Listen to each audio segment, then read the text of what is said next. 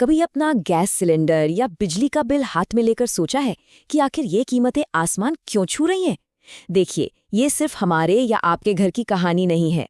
चलिए, आज इस पूरे मामले की तह तक चलते हैं और ये समझने की कोशिश करते हैं कि कैसे हमारे किचन का बजट दुनिया की पॉलिटिक्स और हमारे देश की नीतियों से सीधा सीधा जुड़ा हुआ है।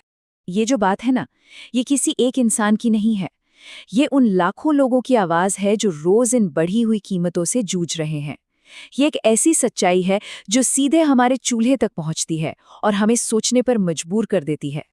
अब ये जो नंबर स्क्रीन पर दिख रहा है 700-800, ये सिर्फ एक आंकड़ा नहीं है। सोचिए, किसी मेस या कैंटीन में जहां कमर्शियल गैस पर खाना बनता है, वहां रोज 700 से 800 लोगों का खाना पकता है। तो जब गैस की कीमत थोड़ी सी भी बढ़ती है ना, तो उसका असर सीधा इन 700-800 लोगों की थाली पर पड़ता है। मतलब ये प्रॉब्लम किसी एक घर से कहीं कहीं ज्यादा बड़ी है।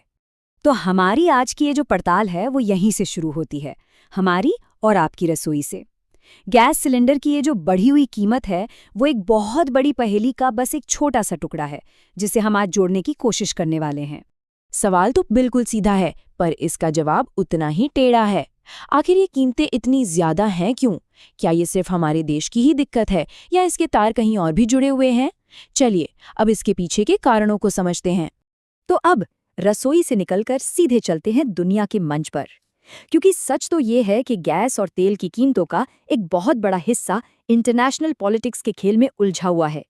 आइए देखते हैं कि कैसे। यहाँ कहानी में एक बहुत बड़ा टकराव है, अमेरिका बनाम ईरान।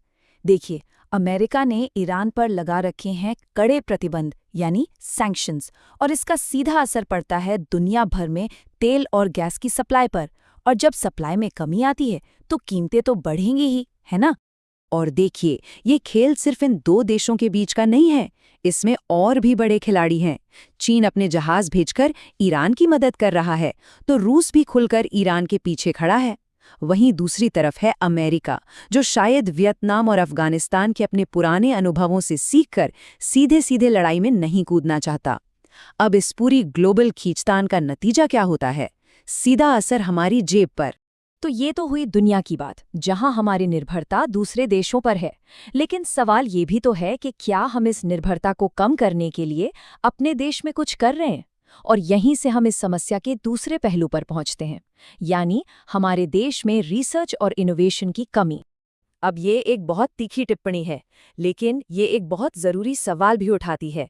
क्या हमारे यहाँ के जो बड़े बड़े उद्योगपति हैं, वो सिर्फ बनी बनाई चीजों से पैसा कमा रहे हैं या फिर कुछ नया बनाने, कुछ रिसर्च करने पर भी ध्यान दे रहे हैं? ये स्लाइड इस फर्क को बिल्कुल साफ दिखाती है। एक तरफ अमेरिका है, जहाँ गूगल, माइक्रोसॉफ्ट जैसी कंपनियां रिसर्च और इनोवेशन के दम पर खड़ी हुई।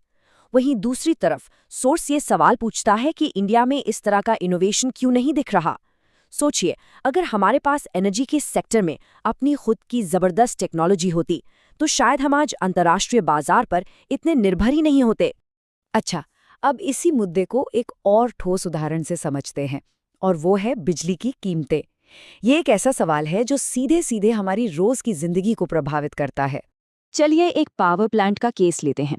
अब इस प्लांट को लगाने के लिए सरकार की तरफ से जमीन दी गई। ठीक है, इंडस्ट्री को बढ़ावा देना जरूरी है, पर सवाल ये है कि इस मदद का आखिरी फायदा किसे मिला? और सबसे हैरान करने वाली बात यह है कि इस बड़े प्रोजेक्ट के लिए कथित तौर पर सिर्फ ₹1 का टोकन अमाउंट लिया गया। जी हाँ, आपने बिल्कुल सही सुना, सिर्फ ₹1। और ये ₹1 था पूरे 1000 एकड़ जमीन के लिए। आप अंदाजा लगा सकते हैं ये कितना बड़ा एरिया होता है जो कि इतनी मामूली कीमत पर इंडस्ट्री लगाने के लिए दे दिया गया। और अब जरा इस आंकड़े को देखिए, ₹6 प्रति यूनिट। रिपोर्टेडली ये वो कीमत है जो उसी प्लांट से बनी बिजली के लिए लोगों से वसूली जा रही है। तो एक तरफ जमीन मिली लगभग मुफ्त में, और दूसरी तरफ उसी से बनी बिजली इतनी महंगी बिक रही है। तो सबसे बड़ा और सबसे जरूरी सवाल यही तो है कि अगर किसी इंडस्ट्री को सरकार से इतनी बड़ी रियायत मिलती है, तो उसका फायदा आम जनता तक क्यों नहीं पहुंचता? बिजली सस्ती क्यों नहीं होती? तो आखिर में ये सारी बातें हमें एक ही सवाल पर लाकर खड़ा कर देती हैं कि जब विकास के नाम पर नीतियां बनती हैं, बड़ी बड़ी छूट दी जाती है, तो हमें ये पूछना होगा कि इस विकास का असली फायदा किसे मिल रहा है? कुछ चुनिंदा उद्योगपतियों को, या फिर देश की आम जनता को? ये एक ऐसा सवाल है जिसका जवाब हम सबको मिलकर सोचना होगा।